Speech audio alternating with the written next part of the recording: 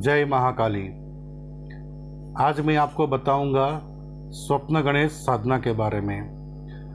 हमारे हिंदू सनातन ग्रंथों में बहुत सी ऐसी साधनाएं और बहुत सी ऐसी विधाएं हैं जिसका हम उपयोग करके, जिसको हम समझ के किसी का भी या अपना भविष्य जान सकते हैं। ज्योतिष शास्त्र में ग्रहों को आधार मानकर भविष्यवाणियाँ की जाती है। ज्योतिषों में भी बहुत से प्रकार होते हैं। मेदनीय ज्योतिष होता है, जातक ज्योतिष होता है, जिसमें भृगुनंदी नाड़ी होती है, जिसमें केरल ज्योतिष होता है, रमल शास्त्र होता है, ताश के पत्तों से भविष्यवाणी की जा सकती है, दर्पण साधना से की जा सकती है, तंत्र मार्ग में छाया पुरुष साधना से भी भविष्यवाणी की जा सकती है।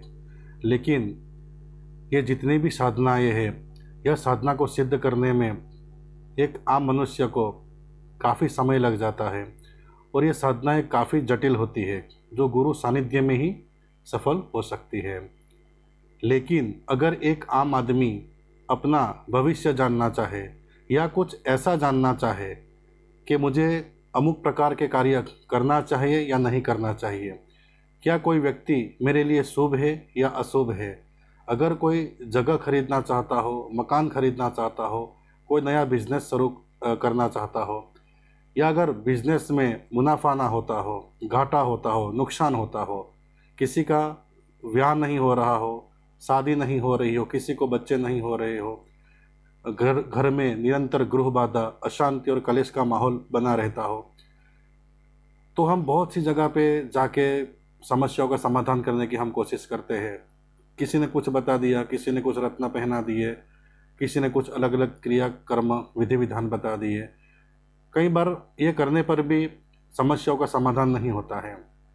तब हम खुद कैसे पता लगा सके कि हमारे ऊपर क्या समस्या है, हमें क्या करना चाहिए और हमें क्या नहीं करना चाहिए। यह जानने के लिए एक तंत्र मार्ग में बहुत सी सुंदर और सुगम साधना है, जो एक हर आम आदमी भी कर सकता है, जिसको स्वप्न गणेश साधना कहा जा सकता है। स्वप्न गणेश साधना बहुत ही सौम्य और इसमें किसी भी प्रकार का भय नहीं है, किसी भी प्रकार का नुकसान नहीं है। ये एक आम आदमी भी आसानी से कर सकता है। स्वप्न गणेश साधना, जिसका उल्लेख हमारे गुरुजी स्वयं हमको बताया करते थे और हमने भी स्वप्न गणेश साधना करके काफ़ी अनुभव प्राप्त किए। और स्वप्न गणेश साधना के माध्यम से हमें जो भी सवालों के जवाब मिलते हैं वो बड़े ही सटीक होते हैं। जब आप इस साधना को आरंभ करेंगे तो आप देखोगे कि आरंभ काल में आपको स्पष्ट रूप से उत्तर तो नहीं मिलेंगे, लेकिन कुछ स्वप्न ऐसे दिखाई देंगे जिसको आपको खुद समझना पड़ेगा। लेकिन जैसे जैसे आपकी साधना आगे बढ़ेगी, जैसे जैसे आपको ज़्यादा अनुभव प्राप्त होने लगेंगे, आपकी निष्ठा बढ़ने लगेगी, मंत्र की सिद्धि होने लगेगी। जब मंत्र पूर्ण रूप से जागृत हो जाएगा, तब आप देखेंगे कि स्पष्ट रूप से आपका हर एक प्रश्न का जवाब आपको स्वप्न में मिल जाएगा। आपकी किसी भी समस्या और प्रश्न का जवाब स्वप्न में गणपति दादा, गणपति महाराज के द्वारा मिलने से इसको स्वप्न गणेश साधना कहा जाता है। मैं आपको अब बताऊंगा कि स्वप्न गणेश साधना किस प्रकार से की जा सकती है और उसमें कैसे हमको सफलता प्राप्त हो सकती है। स्वप्न गणेश साधना करने के लिए सबसे पहले शुक्ल पक्ष की चतुर्थी से पूनम तक, पूर्णिमा तक ये साधना करनी होती है। मैं आगे चल के जो आपको मंत्र बताऊंगा, उस मंत्र की 11 माला निरंतर करनी है और यह साधना रात्रि काल में करनी है। रात को 12 बजे से 3 बजे के बीच में आपको यह स्वप्न गणेश मंत्र की साधना करनी होगी।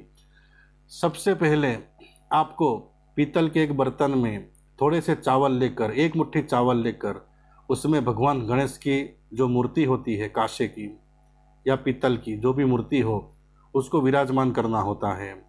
दुर्वा से उनका पूजन करना होता है। आप स्तुति भी कर सकते हैं, आप गुरु वंदना कर सकते हैं, आप अपने इष्ट देव या देवी को सफलता के लिए प्रार्थना कर सकते हैं। और अगर आपके जो गुरु हो उसने आपको गुरु मंत्र दिया हो तो गुरु मंत्र की 3 माला अवश्य करें। इसके बाद आपको अपना मुख पश्चिम की तरफ रखना है। पश्चिम की तरफ रखकर लाल आसन के ऊपर आपको रुद्राक्ष की माला लेकर निरंतर मैंने जो भी क्रम बताया है आपको, चतुर्थी से पूर्णिमा तक आपको रात को 12 बजे से 3 बजे तक आपको यह साधना करनी है। मंत्र जो है वो इस प्रकार से है, आप मंत्र को लिख ले। मंत्र है ओम त्रिजट लंबोदर कथय कथय नमस्तुभ्यम। ये एक सात्विक मंत्र है, आप इसका निरंतर जाप करें। जब आप चतुर्थी से लेकर पूर्णिमा तक इस मंत्र का जाप करेंगे तो यह मंत्र की सिद्धि प्राप्त होती है। बाद में निरंतर आपको इसकी 3 माला लगातार करनी है, जिसमें त्रुटि नहीं होनी चाहिए। जैसे जैसे आपकी मालाएं बढ़ेगी, साधना बढ़ेगी, मंत्र जागृत होगा।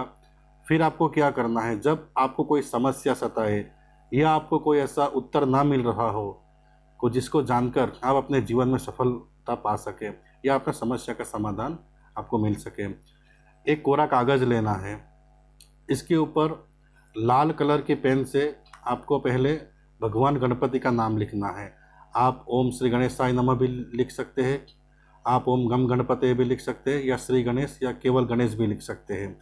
यह लिखने के बाद आपको लिखना है कि हे भगवान गणपति, मैं आपको निवेदन करता हूँ कि मेरी अमुक अमुक समस्या चल रही है, इस समस्या का समाधान का हमें कृपया करके आप मार्गदर्शन कीजिए।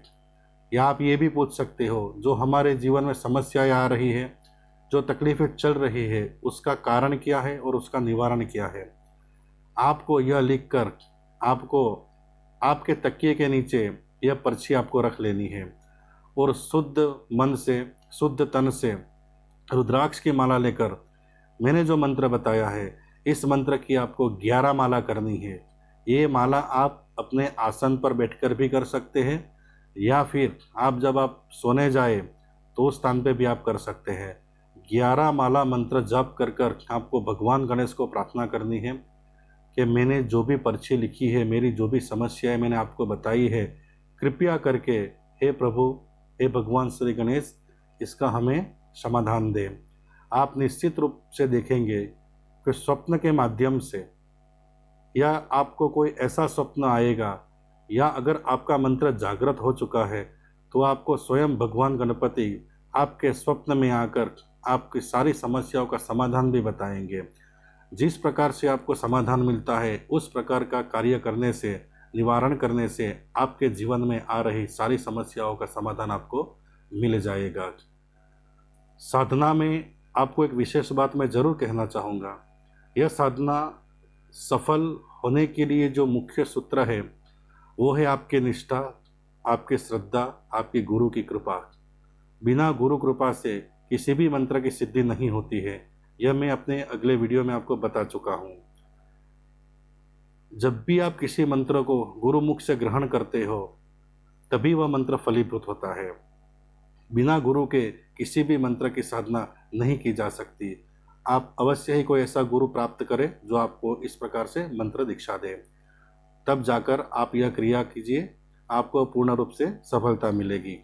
या एक क्रिया और भी हो सकती है, अगर आप भक्ति मार्ग से, भक्ति भाव से इस मंत्र का जप करेंगे और भगवान गणेश को प्रार्थना करेंगे तो हो सकता है कि आपको सांकेतिक रूप से स्वप्न में आपके प्रश्नों के उत्तर मिल सकते हैं।